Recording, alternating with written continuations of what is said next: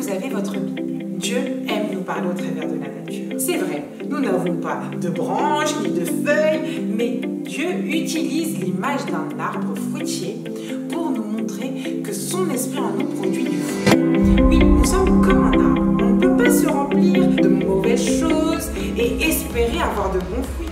Non, il faut que l'on se nourrisse de belles choses, que de bons fruits sortent de nous.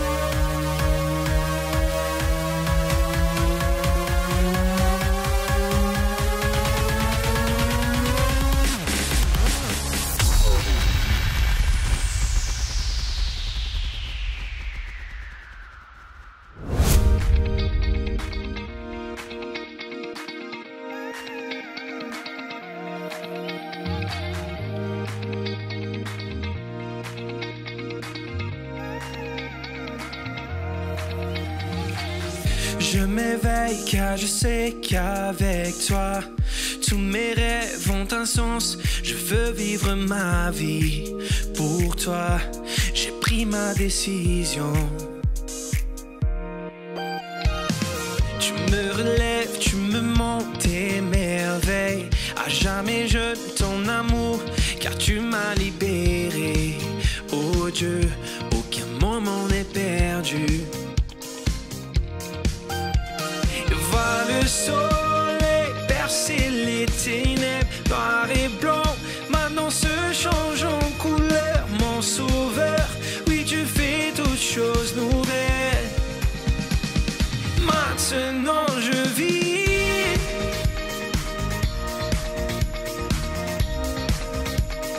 Maintenant je vis.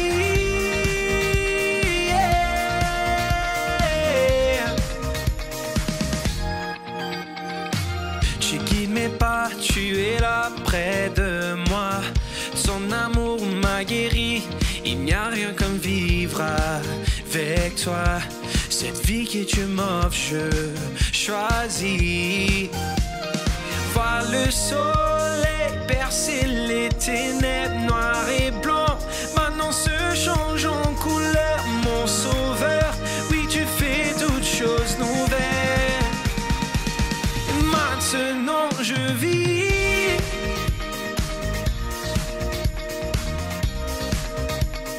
Maintenant je vis.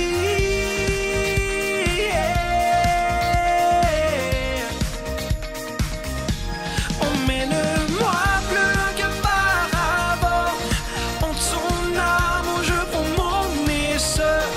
Ta liberté est une porte ouverte. Tu es tout pour moi et plus encore.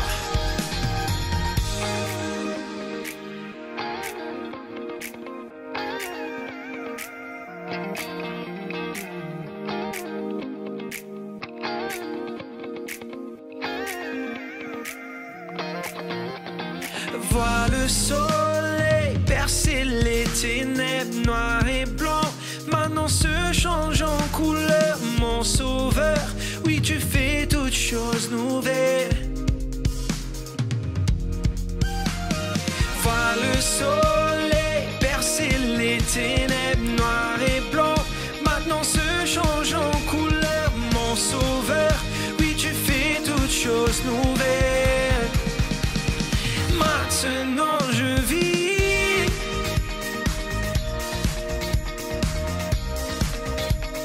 Maintenant je vis.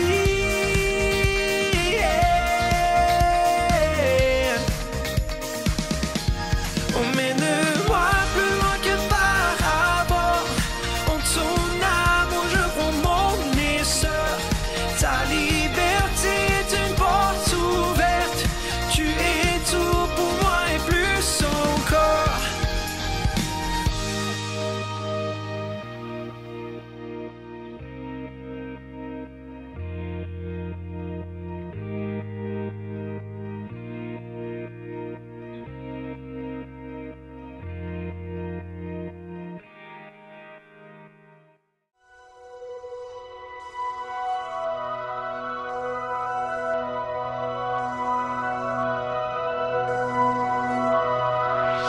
Qui suis-je pour que le roi des cieux ouvre ses bras? Perdu mais trouvé par sa grâce, son amour pour moi, son amour pour moi.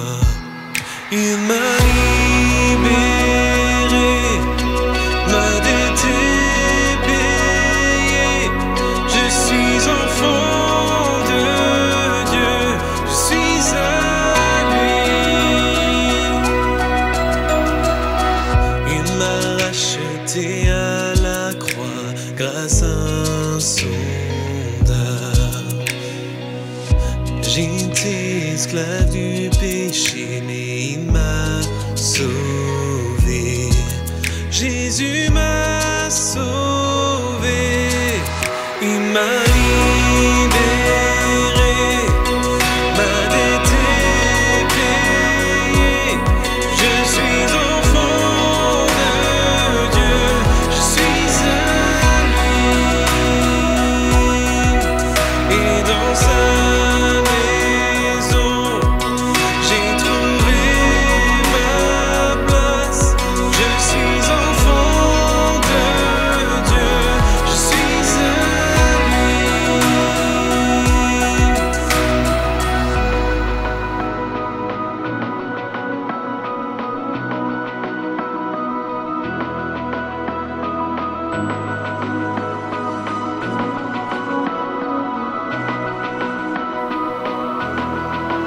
je suis choisi et affranchi.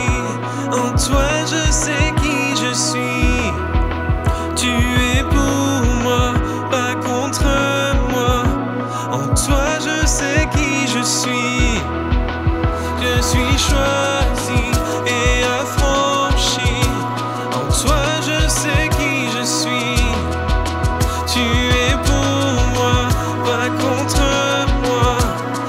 Toi, je sais qui je suis. Je suis choisi et affranchi. En toi, je sais qui je suis. Tu es pour moi, pas contre moi. En toi, je sais qui je suis. Oui, en toi, je sais qui je suis. Oui, en toi, je sais qui je suis.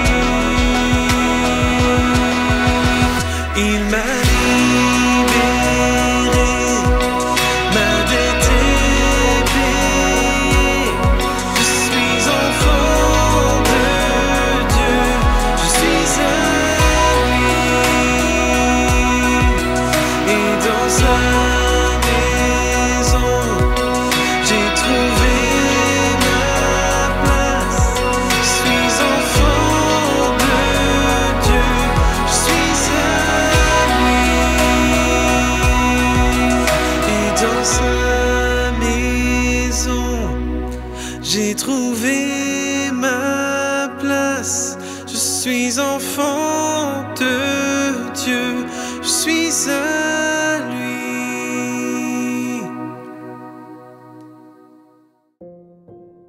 Au début du ministère de Jésus, des gens sont venus de Galilée, de Jérusalem, de Judée et de l'autre côté du Jourdain pour l'écouter.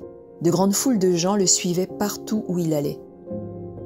Un jour, Jésus est monté sur la montagne avec ses disciples et a commencé à prêcher pour s'éloigner de la foule qui le suivait. Jésus a enseigné aux disciples ce que devrait être une vie dans le royaume de Dieu.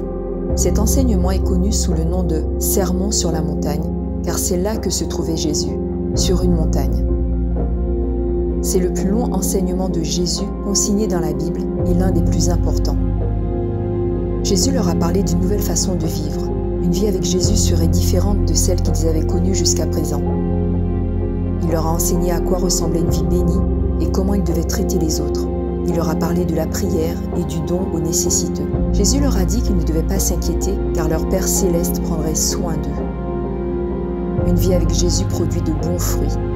Un bon arbre ne peut pas porter de mauvais fruits et un mauvais arbre ne peut pas porter de bons fruits. C'est à leurs fruits que vous reconnaîtrez qu'une personne vit vraiment une vie avec Jésus. Ne regardez pas l'arbre pour voir si c'est un bon arbre, regardez ses fruits. Un arbre qui est luxuriant et vert, qui produit des fruits sains et abondants, est un bon arbre. Les fruits que vous pouvez rechercher proviennent d'une vie remplie de l'Esprit de Dieu. Amour, joie, paix, patience, gentillesse, bonté, fidélité, douceur et maîtrise de soi.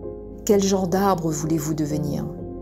Les bons fruits montrent aux autres à quoi ressemble l'amour de Dieu. Un bon arbre est bon jusqu'à ses racines. Dans une autre lettre de Paul, il dit « Vous avez reçu Jésus-Christ comme Seigneur, continuez à vivre en lui. Enracinez-vous en lui, construisez-vous en lui, affermissez votre foi comme on vous l'a enseigné, et soyez plus reconnaissants que jamais. » Dieu nous donne le fruit de l'Esprit pour nous aider à vivre notre vie avec Jésus. Bienvenue dans mon jardin. Avez-vous vu comme il fait beau? Et je me suis dit que c'était une bonne idée de me mettre au jardinage.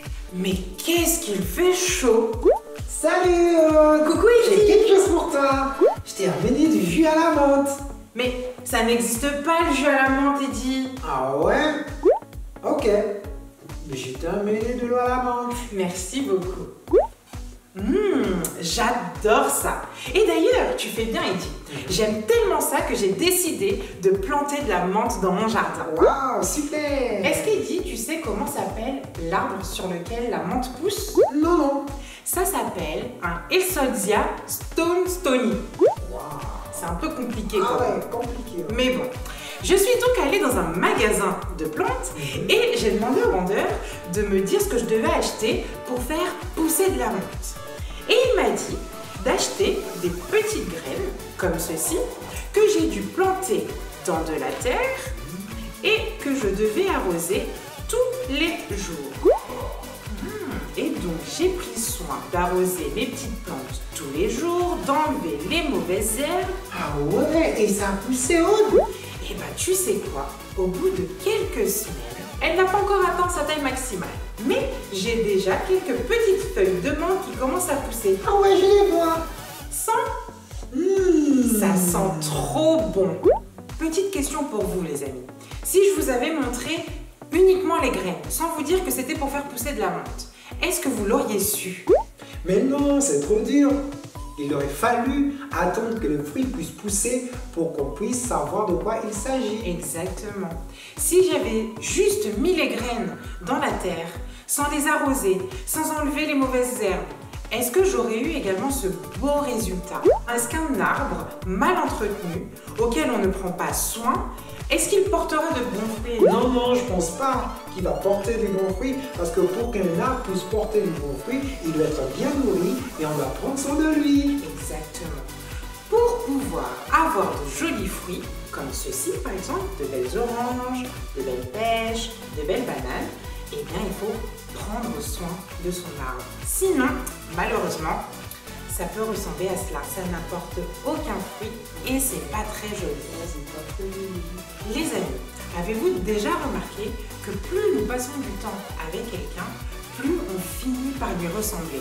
Oui, moi je pense que quand on passe du temps avec quelqu'un, on finit par lui ressembler. Quand j'étais petit, j'avais un ami avec qui j'ai traîné énormément. Sauf que lui, il passait son temps à mentir. Et vous savez quoi les amis? Je me suis surpris moi aussi à mentir. C'est pourquoi j'ai dit, quand j'ai traîné avec lui, je finissais aussi par mentir un tout petit peu. C'est ça. En fait, plus nous passons du temps avec quelqu'un, plus nous fréquentons quelqu'un, plus on finit par lui ressembler. Par exemple, comme l'exemple d'Eddie, si nous passons du temps avec quelqu'un qui ment, si on passe du temps avec quelqu'un qui raconte des mauvaises choses sur les gens ou des gens qui trichent, eh bien, malheureusement, la plupart du temps, on finit par lui ressembler. Tu sais quoi, Aude? Moi, je sais avec qui nous vont passer plus de temps pour lui ressembler. Et oui, on doit passer beaucoup de temps avec Jésus pour lui ressembler. Exactement. Et oui les amis, dans la Bible, on nous invite à suivre l'exemple de Jésus, de passer du temps dans la prière, à lire la Bible, à apprendre qui est Jésus, comme on le fait aux kids. Pourquoi? Pour lui ressembler de plus en plus et porter de bons fruits dans notre vie. Dans Romains, au chapitre 12, verset 2, il est dit « Ne vous conformez pas aux habitudes de ce monde, mais laissez Dieu vous transformer et vous donner une intelligence nouvelle. Vous pourrez alors discerner ce que Dieu veut, ce qui est bien, ce qui lui est agréable et ce qui est parfait. Plus nous passons du temps avec Jésus, avec Dieu, plus notre façon de penser sera transformée et notre vie sera remplie de l'Esprit de Dieu. Et on deviendra quelqu'un qui portera de bons fruits. Lorsque nous suivons Jésus, nous prenons un chemin complètement nouveau et nous laissons derrière nous notre vieille façon de penser. Les amis, allons dans Éphésiens chapitre 4, versets 22 à 24. Vous êtes prêts? C'est parti!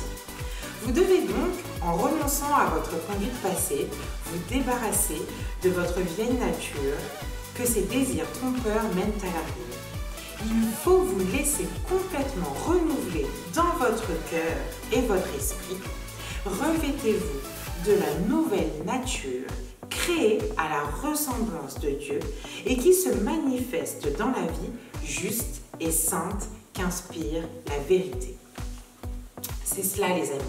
Lorsque nous décidons de suivre Jésus, que nous faisons de lui notre meilleur ami et notre sauveur, notre vie change, notre vieille nature est passée.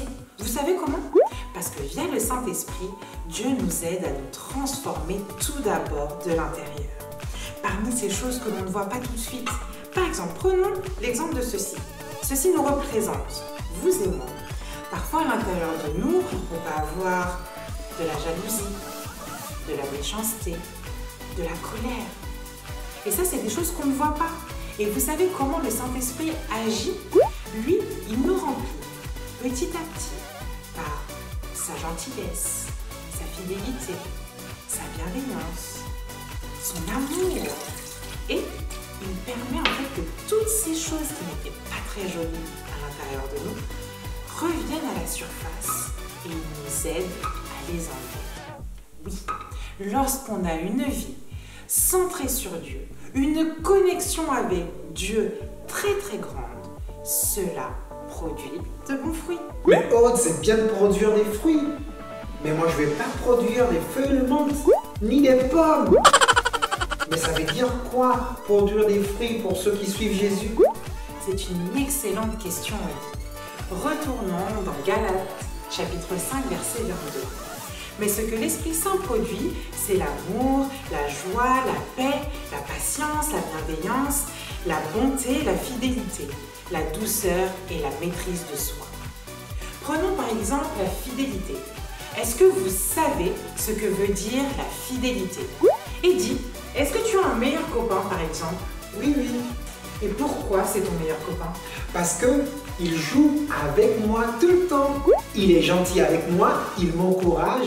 Et quand j'ai besoin de lui, il est toujours là. C'est ça. Et bien c'est exactement ça la fidélité. C'est être quelqu'un de confiance, sur qui on peut compter dans le temps, que ce soit aujourd'hui, demain ou même dans 10 ans. La Bible nous dit dans Luc, chapitre 16, verset 10, « Une personne fidèle dans les petites choses le sera aussi dans les grandes.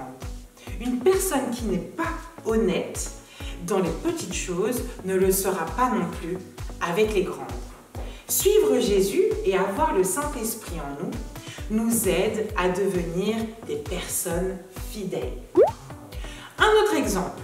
Prenons un autre fruit de l'esprit. Par exemple, la bienveillance. La bienveillance est le fait de prendre soin des autres avec des actions et des mots. Ouais, moi par exemple, quand je vois ma petite sœur a du mal à faire quelque chose, je l'encourage, je l'aide à faire ses devoirs. C'est comme ça, comment je l'encourage moi. C'est exactement ça. L'Esprit de Dieu en nous pousse et nous aide à être attentionnés, prendre soin des autres. Que ce soit nos frères, nos sœurs, nos amis, nos parents et même parfois des gens qu'on ne connaît pas.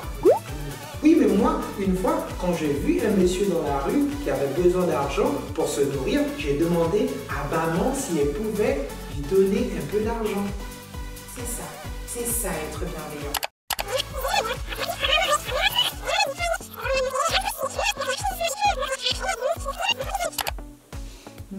Puis puisque Aude est absente, je vais arroser ses fleurs. Oui, bonne idée. Non, et c'est moi qui vais le faire, c'est moi qui ai eu l'idée. Pourquoi? Ben, j'ai eu l'idée, Mais je c'est vais pas ton arroser les jardin, fleurs. non. Mais c'est Non. moi qui ai eu l'idée, c'est moi qui ai arrosé. Non. C'est pas possible. Ah! Seigneur, j'ai besoin de ton aide parce que je suis très fâchée. J'ai envie de dire plein de méchanceté à Eddie, mais aide-moi à être douce et à utiliser la maîtrise de soi. Amen. Eddie, si tu veux, je tiens les fleurs et toi tu mets l'eau dedans. Oui, On va le faire ensemble. Oui. Je vais arroser.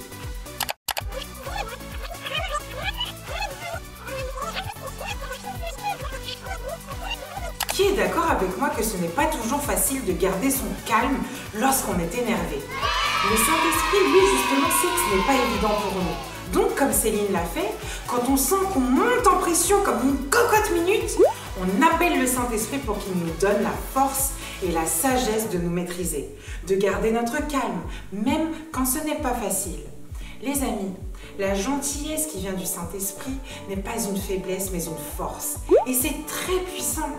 Dans Proverbe 15, au chapitre 1, il est dit « Une parole douce transforme la colère, mais une parole dure engendre de la frustration et de la colère. » Les fruits que le Saint-Esprit produit en nous permet ainsi de révéler l'amour de Jésus aux autres, en étant gentil, bienveillant et fidèle.